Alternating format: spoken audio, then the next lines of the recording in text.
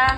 1. Bumaba lang kayo ha, lahat. Sabi. 1. So pagkatapos ng mahaba-habang turuan, stress at puyat, kailangan naman natin libangin ang sarili, di ba?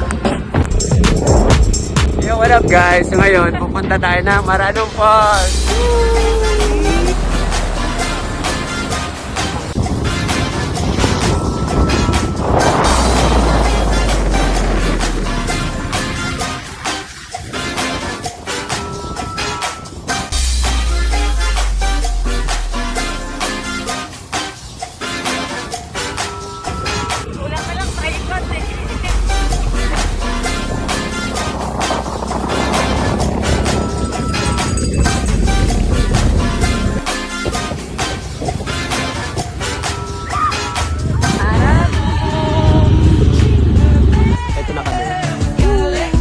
Malungkot yung mga bata kasi pagod sila, kaya andito na kami.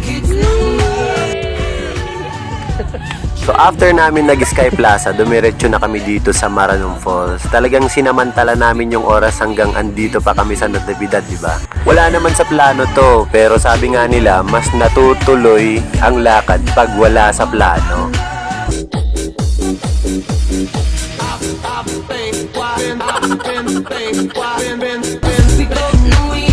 Wala akong masabi kasi walang laman eh. Yo, what up guys? So, dito nga sa bundok na ito, dyan sa taas niyan, dyan yung Sky Plaza. Dito sa part na ito, dyan sa baba, dyan yung Maranong Falls. Diba? Magkatabi lang. Let's go!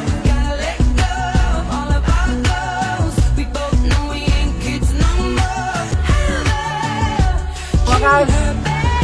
Nakita ko na yung Maranong. Ang kulit, ano? So, wag niyong gagayahin yung ginawa ko, tumabi ako sa bangin. So, delikado yan. Wag niyong gagayahin yan, ha? So, pagpasok namin dun sa arko, pinaiwan yung mga dala namin pagkain. Kasi bawal magpasok ng pagkain dito. Tsaka, striktong pinagbabawal ang pagdala ng vape dito. Kasi pag nahuli kang nagvi-vape dito, magmumulta ka ng 2.5. So, magmula dun sa entrance hanggang dun sa may part ng falls, siguro maglalakad ka ng mga 10 to 15 minutes. Depende sa bilis nyo maglakad, no? Kasi kami dito, pinabagal kaming maglakad nung ulan, madulas yung daan. So, kailangan mag-ingat-ingat din, di ba? Baka maging kwento na lang.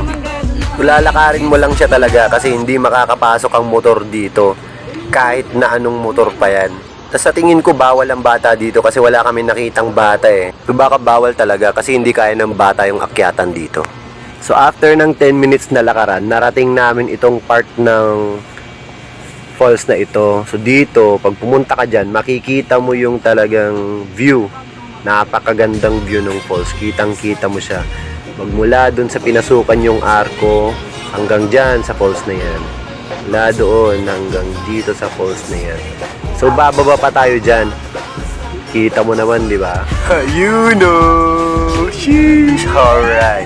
Sobrang binalagbag namin yung Maranong Falls, di ba? Magmula doon sa pinagtambayan natin, so bababa na tayo papunta doon sa falls. So, konting ingat pag dumaan ka dyan, no? Maswerte pa nga kami, tuyo pa yung lupa dyan.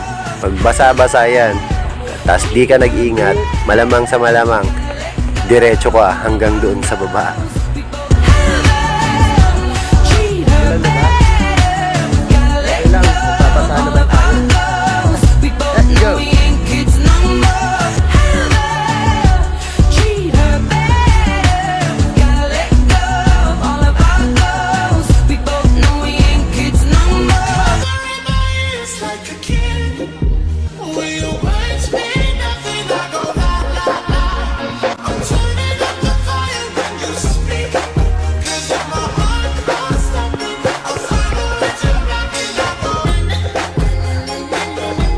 Sayang nga lang di nakasama yung ibang kasama namin kasi nga pagod. Pero tignan mo naman, binalagbag namin yung Maranong.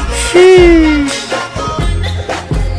So yun nga, magmula dun sa taas, dumiretso na kami dito sa baba. Sobrang nag-ingat kami kasi ilan sa mga kasama namin nung bumaba dito, nadulas. Nakikita nyo yung pinanggalingan natin na kulay blue doon sa likod. Tapos pababa ka hanggang dito. So, aabutin ka pa siguro ng mga 5 minutes na lakaran hanggang mapunta ka rito. Diyan sa tabi ng falls. Diba? Napaka-solid yan, boy! So, habang mag-i-start pa lang kami na maligo dito, biglang bumuhos ang ulan. Sobrang lakas na ulan. Kaya saglitan lang kaming naligo. So ayun, sa kadahilanan na sobrang lakas ng ulan at palaki ng palaki yung tubig sa falls, minabuti na lang ng guide namin na mag-warning signal sa lahat ng naliligo sa lugar. Kahit na gusto pa rin naming maligo at kakarating pa ng ibang tao na gusto pang maligo dun sa falls, mas minabuti na rin na lisanin yung falls para sa safety ng lahat. Kaya bumalik na lang kami dito sa dinaanan namin. Parang falls din siya, malinis ang tubig, isa pa pwedeng kumain sa lugar na to. What up guys? So ngayon, pagkatapos natin sa ano yun? Maranong Falls, dito naman tayo sa dito alam kung anong tawag dito. Anong tawag dito? Anong tawag dito? Ha? Pila daw. Pero tinatawag siyang ano? Pila daw. Siyempre, sulitin natin yung oras, di ba? Habang andito pa tayo sa Natividad. Kasi mga susunod na araw, dire-diretsong turuan naman tayo. So, enjoy lang natin. Let's go!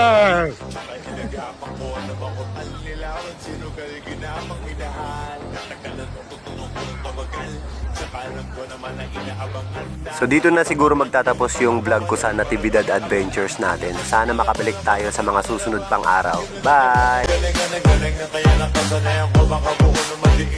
Di ko na malay